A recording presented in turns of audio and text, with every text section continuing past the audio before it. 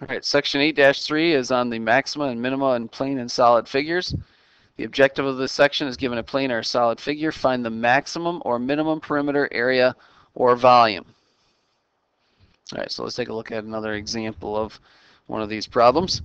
We're going to take a problem from the problem set there. It says for problem 12, a non-folding ladder is to be taken around a corner where two hallways intersect at right angles. One hall is 7 feet wide, the other is 5 feet wide. And the question is, what is the maximum length the ladder can be so that it will pass around such a corner, given that you must carry the ladder parallel to the floor? And I guess if we were allowing the ladder to be carried at an angle, you could get a slightly longer ladder, but we're going to restrict it to being parallel. Okay, so let's draw a sketch of what this looks like, first of all, just like we've done for these types of problems in the first part. So we've got a hallway like this, and they tell us that this is 5 feet, and they tell us, 5 feet, that this is 7 feet. All right, and let's draw our ladder in. Our ladder is going to look something about like this. And so let's call L the length of our ladder, and let's call this horizontal distance here, we'll call that, I guess I can do that in blue, that's X. And we'll call this vertical distance here, we'll call that Y. All right, and so the question here then is to maximize the length of the ladder. That's the question, what is the maximum length of the ladder? So we're trying to maximize the length. So I need an equation that relates the length L there in terms of my other variables, X and Y. So it looks like a right triangle. So we can use Pythagorean theorem that L squared is equal to X squared plus Y squared. So there's our equation. You can see it's in terms of both X and Y. We need to get it in terms of just one or the other. It's not going to matter in this problem whether we get it in terms of X or Y. We just need to come up with a relationship between X and Y. So if we go back over to our sketch and we split this up a little bit here, I'm going to just draw a vertical line right from that corner down. And when I do that, I can see that first of all the length of that is the width of my hallway there. So this is 5. And not only that, but the fact that the length of the other hallway is 7 feet, I know that this distance right here is 7. Which means that this must be X minus 7 on my little triangle that I have here now. Okay, let's do the same thing horizontally here. Now again, from what I just wrote down below there, I know that that length is 7. And from the fact that the other hallway there is 5 feet, I know that this distance right here is 5 feet, which makes this Y minus 5, that vertical side of that little triangle there. So what you have here is two triangles, and these two triangles are actually similar to each other. That is, they have the same angles, different length sides, of course, but same angles. So I can set up a proportion using those two sides of each triangle. So let's write that Y minus 5 divided by the 7 has to equal the 5 divided by X minus 7. And again, it doesn't matter in this case which one of these two variables I solve for. So let's just solve for Y since that's in the numerator over here. We've got Y minus 5 is equal to, multiplying by 7 gives me 35 over X minus 7. And finally add the 5, so we end up with Y is equal to 5 plus 35 over X minus 7. So there's our equation for Y. So let's come back over here and substitute that in. Then L squared is equal to X squared plus, for Y we're replacing it with 5 plus 35 over X minus 7 squared. All right, we want to find the derivative of this thing, so I think we want to get this in a form that's going to be a little bit easier to work with as far as the derivative is concerned. So I'm going to rewrite the X minus 7 first of all, and write that this way, that it's X squared plus, I'll write it as 5 plus 35 times X minus 7 to the negative 1 power squared. And then I really want to find out what L is equal to. You could actually work with this in terms of L squared, but I'm going to solve it for L. So L is the square root of this quantity. And I'm going to just write the square root as raising it to the 1/2 power. That's really what we're doing here anyway. So it's x squared plus 5 plus 35 times x minus 7 to the negative 1 squared to the 1/2 power. A lot of exponents there. Make sure you get all those in the right spot. But there's our equation for L. Now, we need to have a domain here that we can work with on this problem. So if we look at our situation here of this ladder coming around this corner, pretty much it restricts us to working with a domain where x has to be at least this distance 7 here. It doesn't make any sense to make x any shorter than that length right there, because otherwise the ladder would obviously not be hitting that corner at all. And the same is true in terms of y, that y has got to be at least this distance here, so it's got to be greater than 5. So x has to be greater than 7. And it's just strictly greater than 7 because of the fact that if it was equal to 7, then you could run the ladder straight along the wall. And y, we said, has to be greater than 5.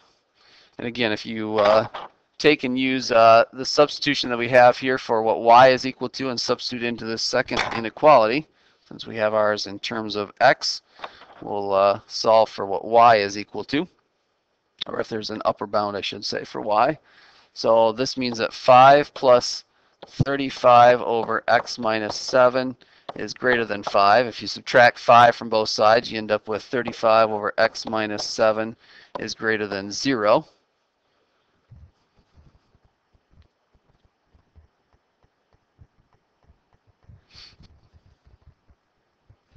And now if I try to solve this for x, you can see that the only values of x that make sense to make this greater than 0, I got to focus on what's in the denominator really.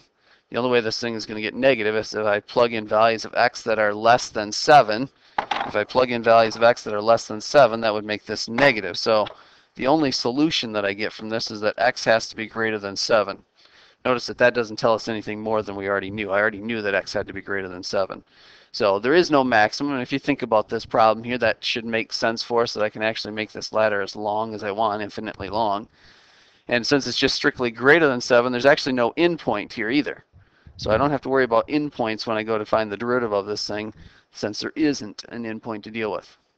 All right, so with that, I'm going to go ahead and just write below this here that we know that x has to be greater than 7. It's okay to leave it in the one spot, but I'm going to put that right there with my function.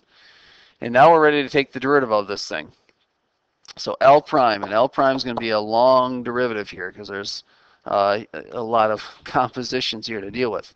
So take the derivative of the outside function, that's 1/2 of, and then the inside function stays the same. That's x squared plus 5 plus the 35 times x minus 7 to the negative 1, and that's squared. And that gets raised to the negative 1/2 power. We subtract 1 from that.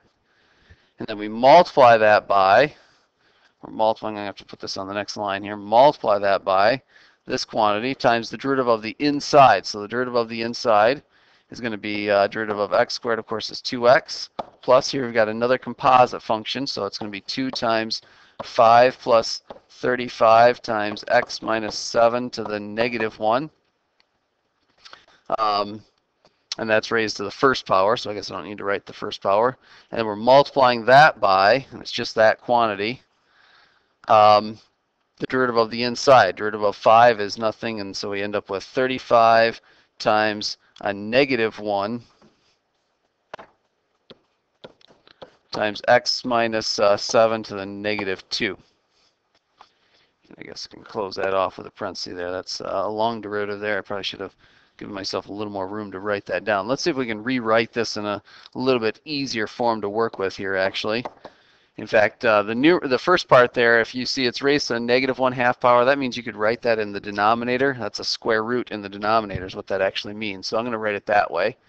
So this is going to involve some square root, and it's I got a 1/2 out front, so I'll go ahead and put the 2 in the denominator along with it. 2 times the square root of all of this stuff, x squared plus 5 plus 35 times x minus 7 to the negative 1, and that's squared. That's in the denominator. And the numerator, I don't know that I really want to mess with this a whole lot, but so I'm going to write it as 2x plus 2 times 5 plus 35 times x minus 7 to the negative 1.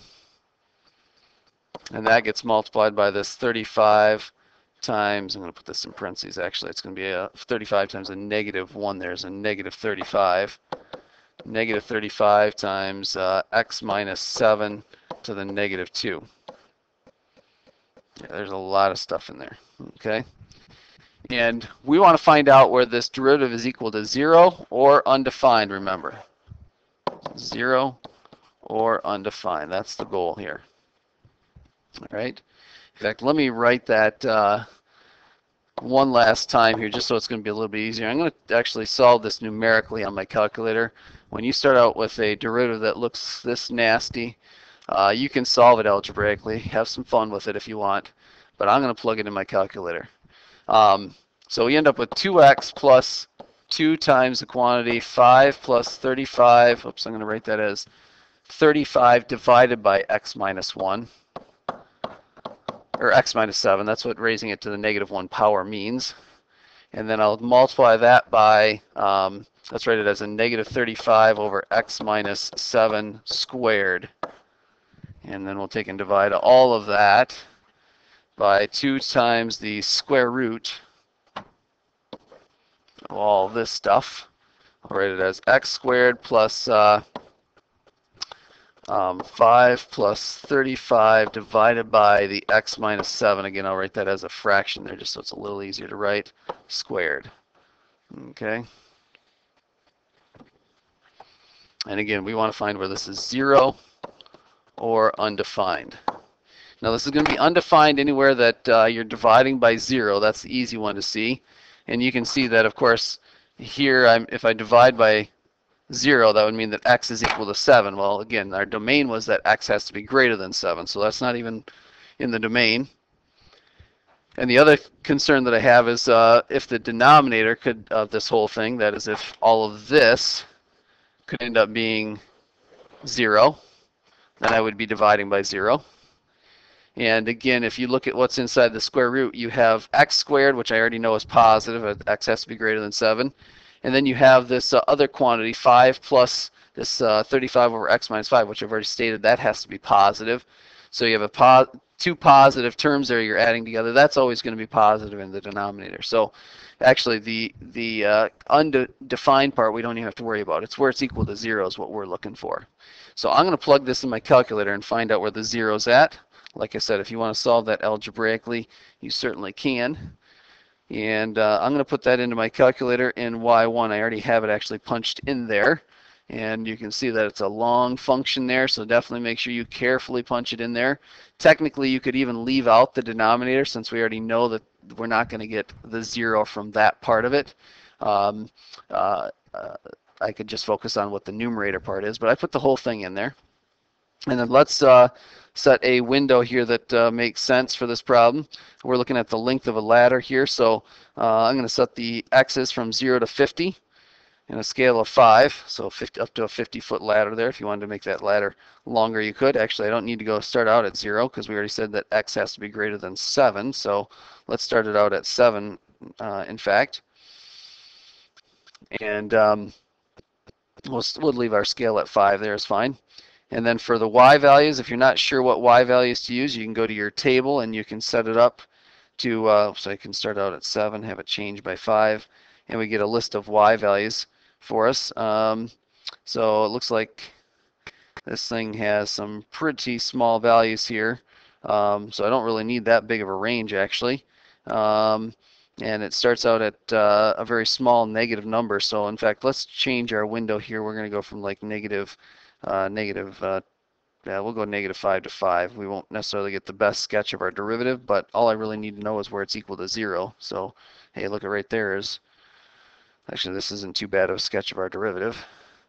You could zoom in a little further if you wanted to, but we want to find that 0 right there where it crossed the x-axis. That's what we're looking for.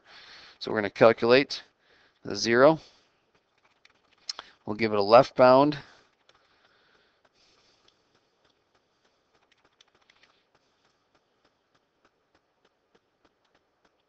And we'll give it a right bound. And then we'll give it a guess of approximately where that zero's at.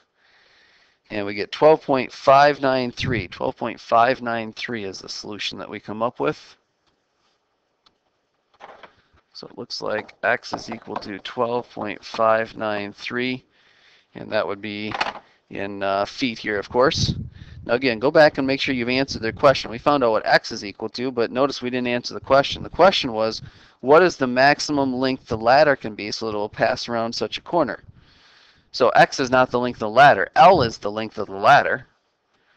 So we want to find out what L is equal to, and L, remember, is equal to that square root. It's the square root of x squared plus, let me go back up there and refresh my memory what that was again. Right here it is. It's the square root of 5 plus x squared plus 5 plus 35 times x minus 1 squared. So it's 5 plus, I'll write it as 35 over x minus 7 squared is what the length is equal to. In fact, that value of x is stored on my calculator, so I can just simply use x when I go to calculate this. Let me just slide this up so I can see my calculation. So the length of my ladder is going to be, you can see that x, if I just display that on the screen, that's the value we just found. So if I take the square root of x squared plus 5 plus 35 divided by x minus 7, and square that, and we end up with 16.891. So this turns out to be equal to 16.891, and that would be feet. Okay, again, on this one here, when we found our critical point, since the fact that we only found one critical point at 12.593, we did not have to worry about endpoints because there were none in this problem. And then all I got to do is take that 1 point, plug it into my length formula, and I find the length of my ladder. So your ladder has to be just under 17 feet to make this corner. All right, that's as far as we're going to go with this part of this section.